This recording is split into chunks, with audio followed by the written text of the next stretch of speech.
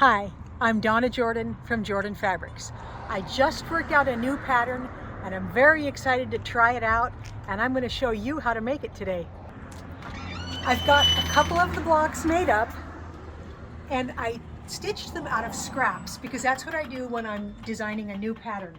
These are not the colors we're going to make, but these are the blocks. We're going to make 12 of these blocks, and I really like them because they have this little teeny triangle of color showing in these 4 spots, and then look in the middle here, there's little teeny triangles there also. Now this is a jelly roll pattern. You're going to need 40 jelly roll strips, and I'm going to use this set that my husband Matt cut out of these Robert Kaufman batiks. It's called Welcome to Paradise, and there are 40 strips in here, and that's pretty standard for most jelly rolls, so any jelly roll will work. So the jelly roll strips, they're used in the patchwork in the middle of these blocks.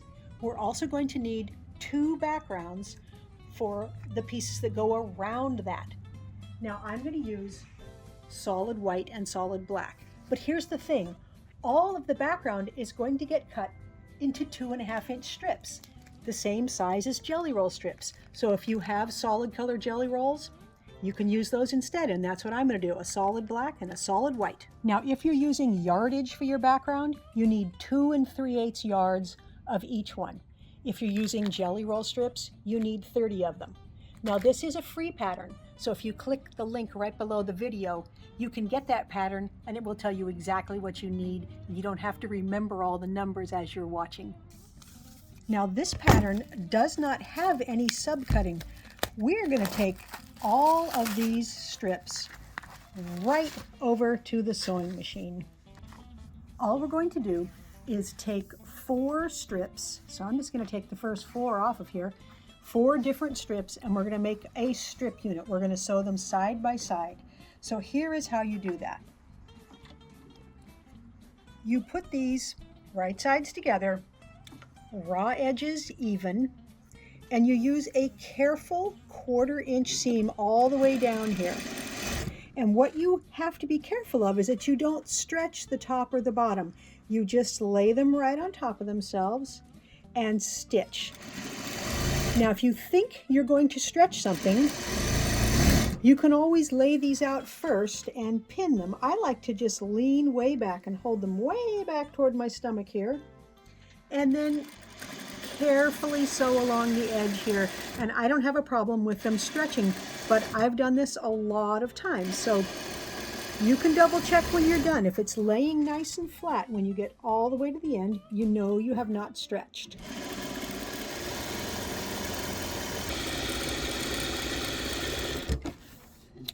Now I like to pull it back, go to the beginning again, and I'm going to finger press this open. This makes the next steps so much easier. So I'm going to pull it open with my hands and kind of hold it with the palms of my thumbs there, and then I'm going to draw a fingertip or a fingernail down that seam. And this is finger pressing. This is pressing that seam open. So you want to pull it open because you don't want to press it with a valley in there. You want to make sure it's nice and wide and go all the way down. It gets easier as you go, and I've got the seam going that way. It doesn't really matter, but do all the seam allowances facing the same way. Now I'm going to add another strip, and I'm going to do the exact same thing. I'm going to finger press this one. Again, the seam is going the same way. So this first seam was going that way. This one's going the same way. So try to hold it open with your hands there as you pull your finger down. Now we're ready to add the last piece.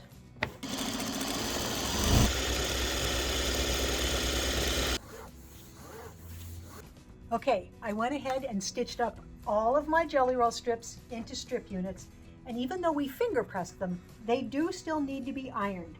So I like to get it nice and straight and smooth it out with my hands, and then I'll start at one end and use a dry iron, smoothing as I go, then add the steam. Now we're ready to take our strip units and cut them into triangles. Now the easiest way to do this is with something called a strip tube ruler. It's a triangle ruler. If you don't have that, you can make a paper template, and there's directions in the pattern that tells you how to make that paper template. Now the template has these lines on it, and there's a 1-inch line right here, and that line, we want that to be on this seam here. So I'm going to line that up on the seam, and then I'm going to cut these two sides.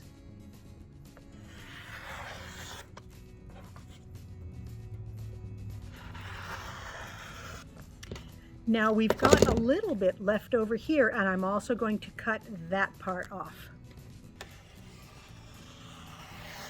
Now if you're using the paper template, it's exactly the same size as this ruler. So we are cutting out a triangle that's 9.5 inches on this side, which is the size of the template. Now we are going to spin this around, and we're going to put that 1-inch line again on that seam line there. And we're going to line up this cut edge. And now I only have to cut on one side here. And I'm still going to trim off the excess off of this side.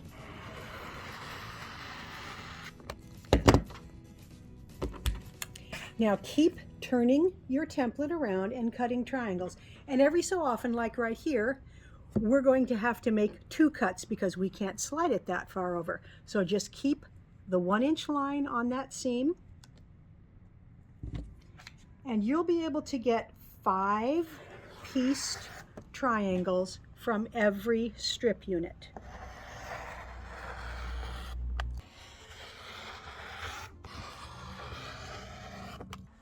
Once all those triangles are cut up, I'm going to head back to the machine with the background strips. So we have 2 different strip units to make. The first one is going to have 2 of the lighter fabric and 1 of the darker strips in the middle. We're going to use the exact same procedure we used earlier to stitch these together, but we're always going to press the seam allowances toward the dark fabric.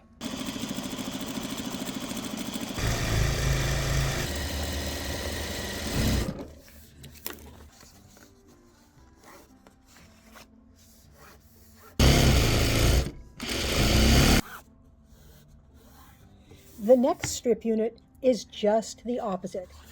We're going to have 2 darker strips with 1 lighter one in the middle.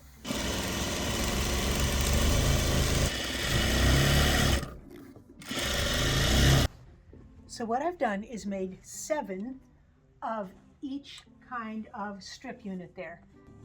And all I'm going to do is give it a quick pressing before I cut it.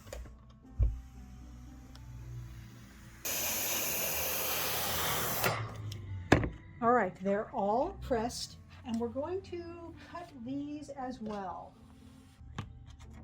We're going to use the 7-inch line here, and we're going to put it on the edge, on the raw edge, and that is going to allow us to have that 1-inch line on the seam, so we probably aren't going to have to trim any off on the bottom. That will sit right on the raw edge, and then all we have to cut is 2 sides, and then we can spin it around, put the 7 on the top, double check that that's on the 1-inch line, and make the second cut here. So keep cutting triangles. You'll be able to get 7 from each of the light strip units and each of the dark strip units.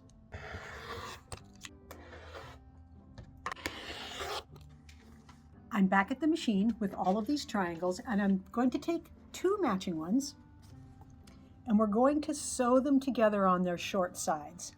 So I'm starting at the 90-degree angle here, and I'm matching everything up. You want to make sure that your seam allowances line up, which is pretty easy because I am stitching along a bias edge. That means the fabric It will give a little if you need to pull something a tiny bit to make sure everything matches. So we want those to match and those to match. And I'm not going to finger press it by sliding along. I'm just going to squish it a little bit until I get to the ironing board. So go ahead and take all of those ones and make pairs. And then these ones with the light on the outside, all of these also get sewn into pairs. Once they're stitched, even though we finger pressed them, we are going to want to iron them a little bit. So just be careful because it's bias along this edge and you can stretch it out of shape if you're not careful. So I'm just kind of patted it down. Perfect. I'm back at the machine with all of the triangles. Now we're going to take one of the colorful, one of the corner, and we're just going to put them right sides together and stitch along this long edge. They are exactly the same size, so it's pretty easy to match everything up. And use a careful 1/4 inch seam.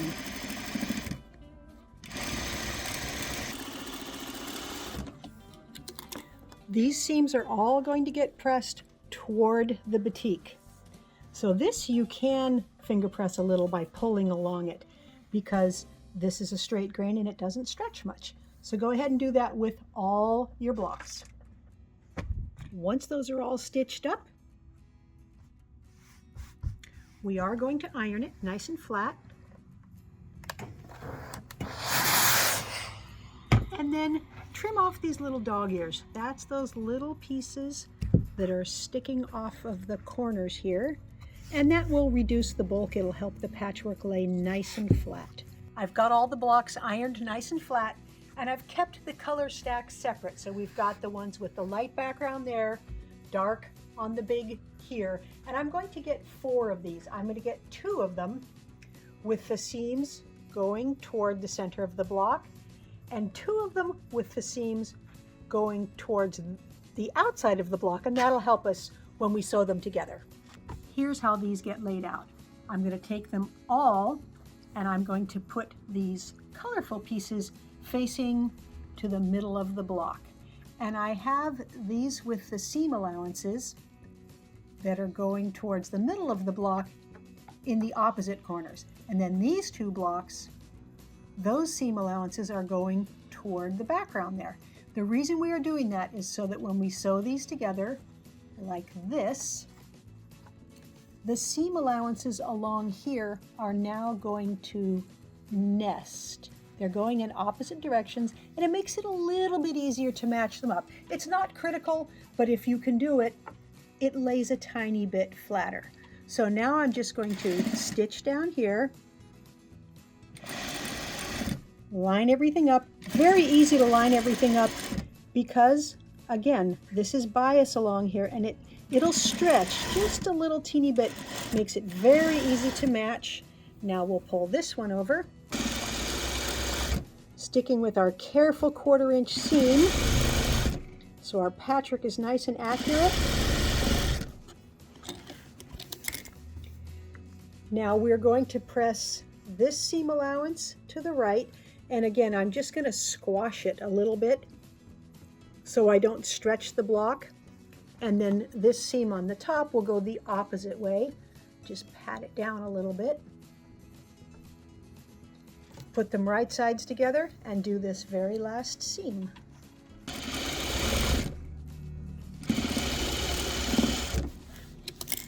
So there is the block.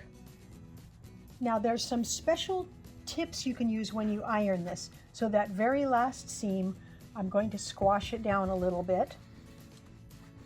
When we iron the block, if we pull on it too much in any direction, it can get distorted. So these outside areas, they can be pulled along the edges. So I'm going to just hold it a little and iron like that. Again, you can pull it this way a little bit, but I'm not ironing the middle of the block yet. Now the middle of the block, all of the grain is going this way. So I'm going to iron in that direction in the middle of the block here. And this is flattening it out without stretching anything. So the middle of the block, you go along the patchwork. The outside, you go along that patchwork there, or grain. Once you get it pretty flat, then you can just steam it all, and it will stay nice and square without rippling or distorting. I've got all the blocks done, and I'm ready to lay out the quilt. It's very simple. There's only 12 blocks. There's 6 of each color, and we're just going to alternate them.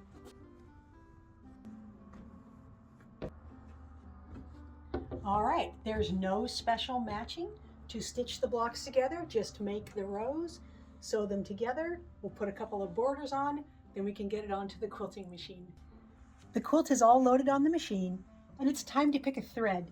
There are so many choices here, and I do think I'm going to use something colorful. I could use white, I could use black, but these bright colors I think will make a nice statement. So here's the green. It's going to show on the white and on the black. We've got a light pink here. That's nice. Even this deep gold, that will show on both colors, which I like. Now, none of them are going to show very much in the patchwork, and that's fine. It's in these solids that I really want it to show. I'm really thinking that the blue is going to look the best. So let's see. All right, we can see it on the white. We can see it on the black. Yeah, let's use blue. For the quilting, I'm using a pattern called Wiggle Weave. It's nice and simple, very even, but I think this will look really nice on top of all of our geometric patchwork.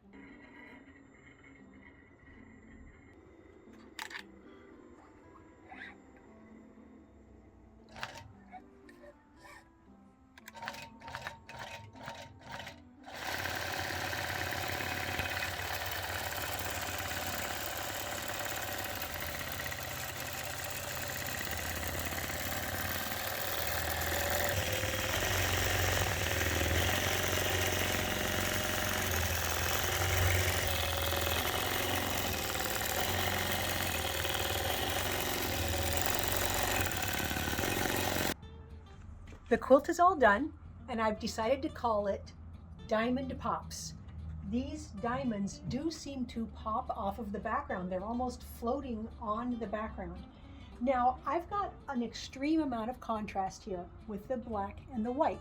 If you used 2 colors that were closer in value, like 2 shades of blue or cream and light oatmeal, it would change the look of the design. It would be much more subtle, still look very, very nice. I like how this quilting softens that big contrast there. I think the quilting makes the quilt look even better. And we used a nice multicolored border here. We repeated the black for the binding that we used here. And this little border, that was done with jelly roll strips. The binding was also done with jelly roll strips. On the back side, I've got this multicolored batik with the speckles. It's got the same color as the jelly roll strips. And it turned out 60 by 80 inches, so it's a nice, generous sized throw. Thanks so much for watching our tutorial today on how to make the Diamond Pops quilt. We hope you enjoyed it. Now, we always have a giveaway at the end of every video. And today, we're going to give away this quilt that's called Carpenter's Weave. You might have seen us do this on a video. It's a nice big quilt, and it's made with no Y seams, no diamonds, but today you can win it. It's very easy to win the quilt. Just click the link below that says giveaway, and you put in your name and your email address, and we can send this anywhere in the world, so good luck. Now, if you like our videos and you want to support us, the best thing you can do is subscribe to our YouTube channel. That really helps us out. Happy quilting!